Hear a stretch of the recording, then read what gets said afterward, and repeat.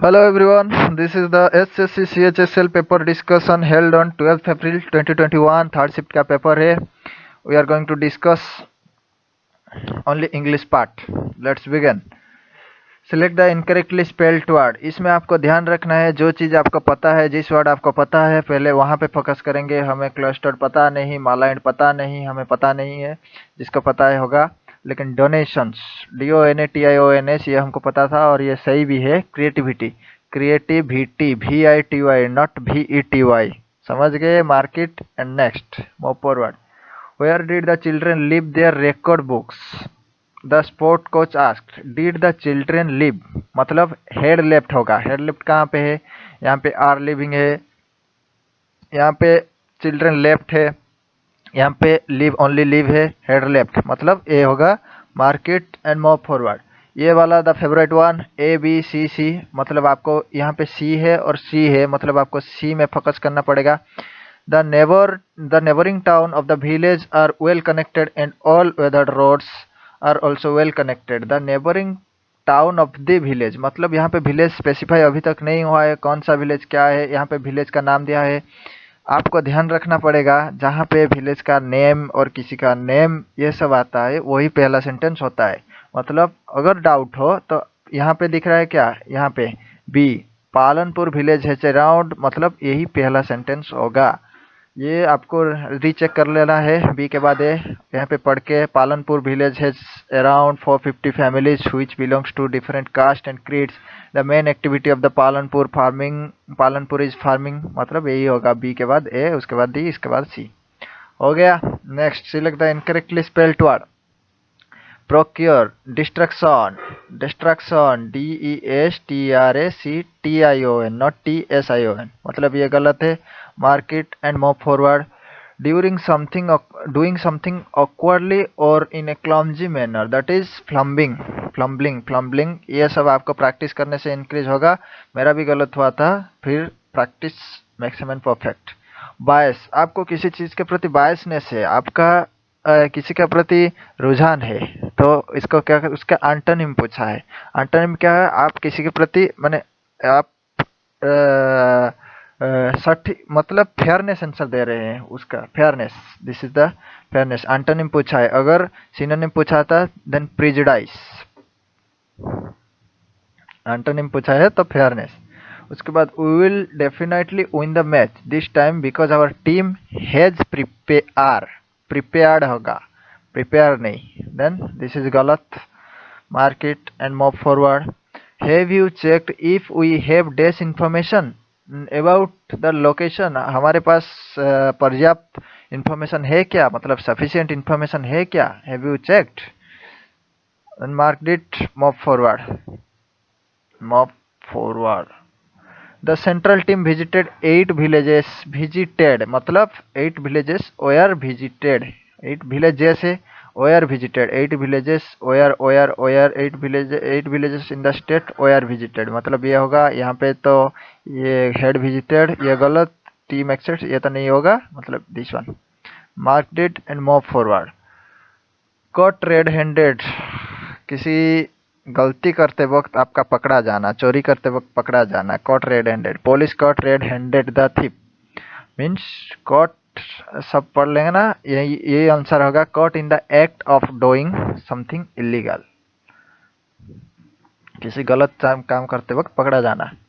I can not understand that you are trying to say, ये किसी meaning नहीं समझा रहा है. I can not understand that you are trying to से.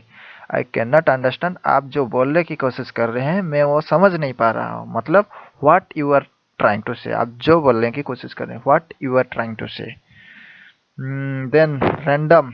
रैंडम का मतलब क्या है? आप किसी चीज को रैंडमली कुछ भी कर रहे हैं, मतलब किसी का पता नहीं, कुछ भी कर रहे हैं. Random, this is random.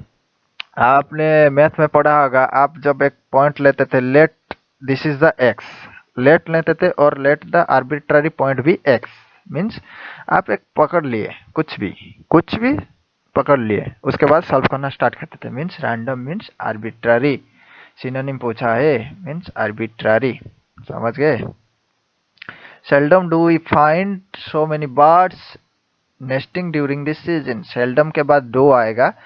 मेरा ये गलत हुआ था, पहले सेल्डम वी डू मैंने मारा था, लेकिन यहाँ पे no substitution required because seldom do, seldom के बाद डू, उसके बाद सब्जेक्ट आएगा। ये याद रखना पड़ेगा आपको।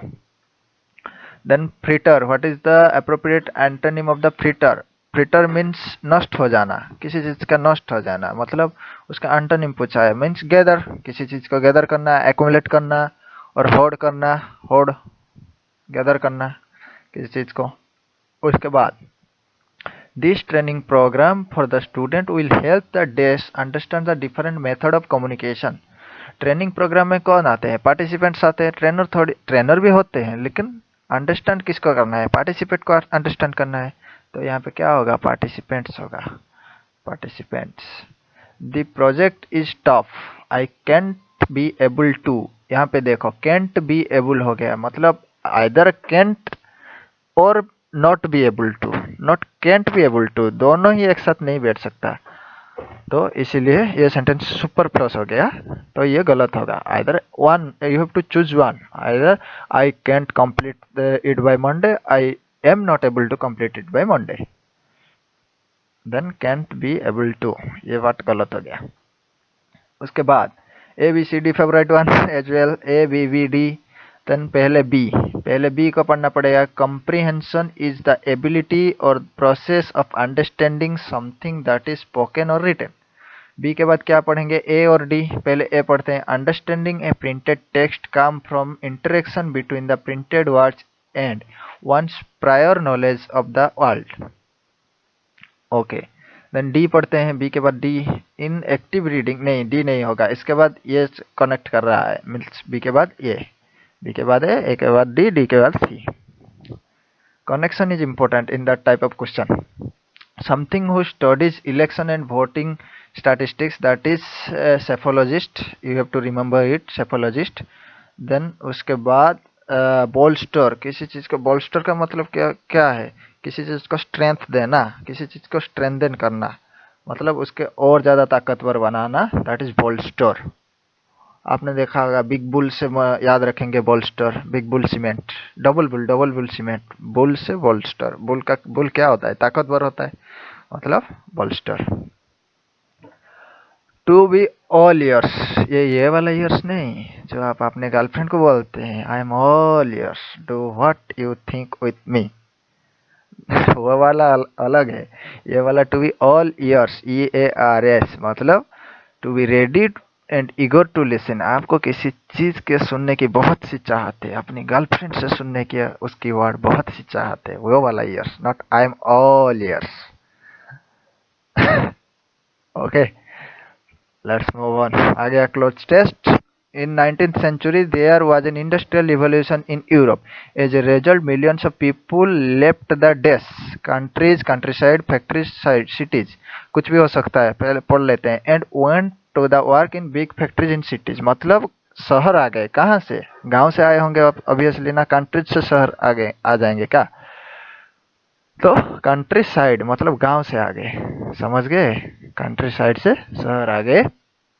Today it is the reverse. In several major cities, people have started moving out. Why?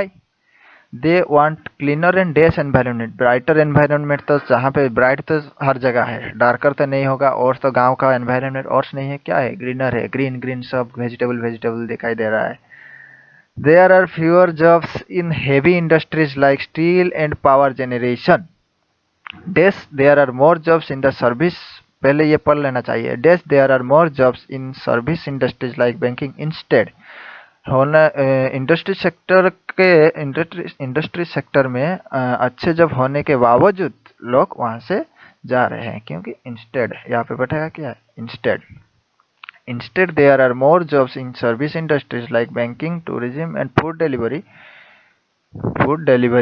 Besides, modern transport and communication have made it easier for the people to dash work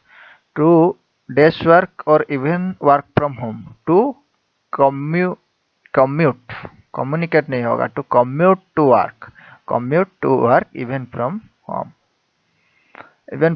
The result of this revolution in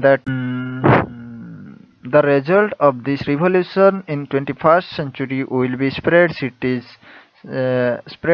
Cities are growing fast but days away from the city center. People are choosing live 40, 50, 60 kilometer away. Outward from the city means city से बाहर लोग रहना चाहते हैं। हो गया काम खत्म, लो खत्म। 25 क्वेश्चन 10 मिनट में खत्म। इतनी फास्ट करोगे तो आगे बढ़ोगे, नहीं तो नहीं।